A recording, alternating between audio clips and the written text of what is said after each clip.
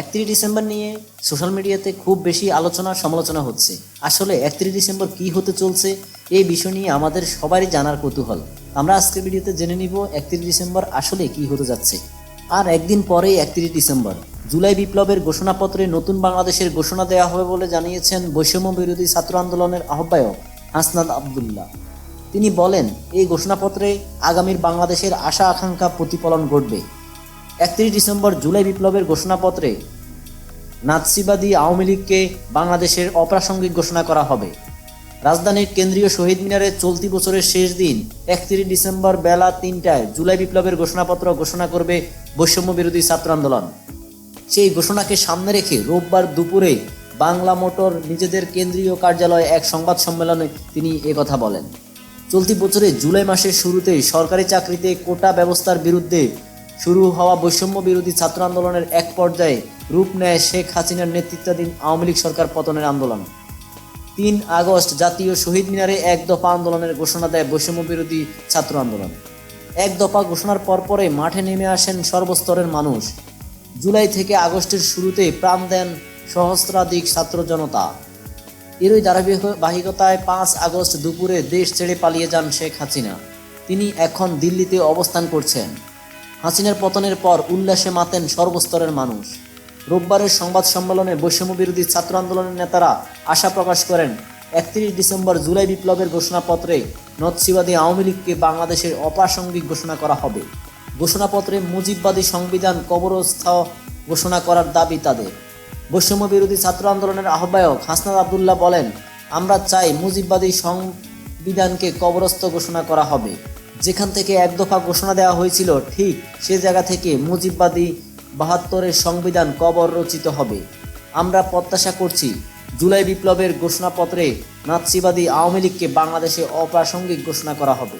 তিনি বলেন, জুলাই অভ্যুত্থানে সাধারণ মানুষ যেভাবে রাস্তায় নেমে এসেছিল ঠিক তেমনিভাবে 31 ডিসেম্বর আবারও মানুষ রাস্তায় নেমে আসবে। ওই দিন জুলাই বিপ্লবের ঘোষণাপত্র প্রকাশ করা হবে। এই বিপ্লবে ঘোষণাপত্রে ৫ আগস্ট হওয়া উচিত ছিল। এটি না হওয়ার কারণে স্বৈরাচার দোসররা সক্রিয় হয়েছে। তিনি আরও বলেন, অভ্যুত্থানের মাধ্যমে মানুষ ৭২-এর মুজিববাদের সংবিধানের বিপরীতে অবস্থান নিয়েছে। ৭২-এর সংবিধানের বিরুদ্ধে যেভাবে মানুষ রাস্তায় নেমে এসেছিল সেটাকে স্বীকৃতি দিতে জুলাই ঘোষণাপত্র প্রকাশ করা হবে।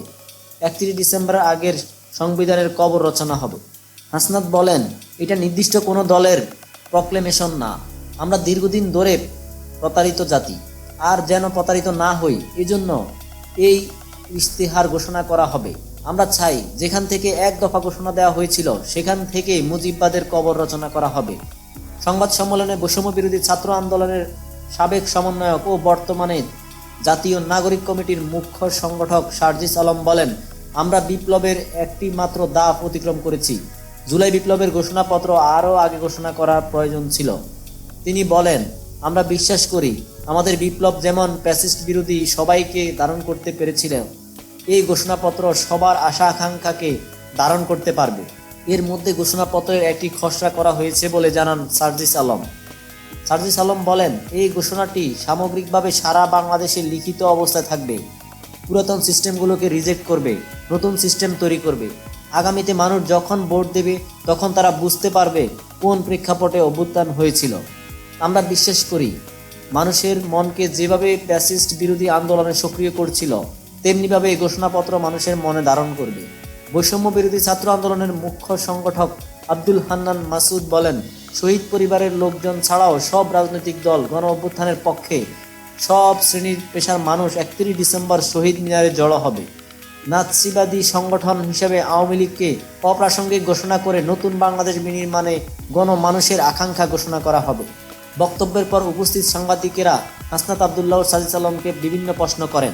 এক প্রশ্নের জবাবে হাসনাত বলেন, ৭২-এর সংবিধানের মূল নীতিগুলোর মাধ্যমে ভারতীয় আগ্রাসনের ইনস্টলমেন্ট রয়েছে। ঘোষণাপত্রে স্পষ্ট করা হবে মুজিববাদী সংবিধান কিভাবে গণমানুষের আকাঙ্ক্ষাকে বিনষ্ট করেছে এবং ঠিক কিভাবে আমরা এটা রিপ্লেসমেন্ট করতে চাই। সেকেন্ড রিপাবলিক আইনগত বিষয়, এখন এই বিষয়গুলোর দিকে আমরা যাচ্ছি না। এই সময় হাসনাতের পাশে থাকা বৈষম্য বিরোধী ছাত্র আন্দোলনের মুখ্য সংগঠক আব্দুল হান্নান মাসুদ বলেন, বৈষম্য বিরোধী ছাত্র আন্দোলনের পক্ষ থেকে আমরা জুলাই বিপ্লবের ঘোষণাপত্র ঘোষণা করব। সেটা সংবিধানে যুক্ত করে সেকেন্ড রিপাবলিক করার দায়িত্ব সরকারের। এক প্রশ্নের জবাবে সার্জিস আলম বলেন, বৈষম্য বিরোধী ছাত্র আন্দোলন ও জাতীয় নাগরিক কমিটির কোনোটি রাজনৈতিক দল হবে না। বৈষম্য বিরোধী ছাত্র আন্দোলনের জুলাই বিপ্লবের ঐক্যের প্রতীক, ইউনিক একটা প্ল্যাটফর্ম। এটা আমাদের ইউনিটির সিম্বল হিসেবে থাকবে, কখনো রাজনৈতিক দল হবে না। নতুন রাজনৈতিক দল অবশ্য অন্য কোনো নামে হবে বলেন তিনি।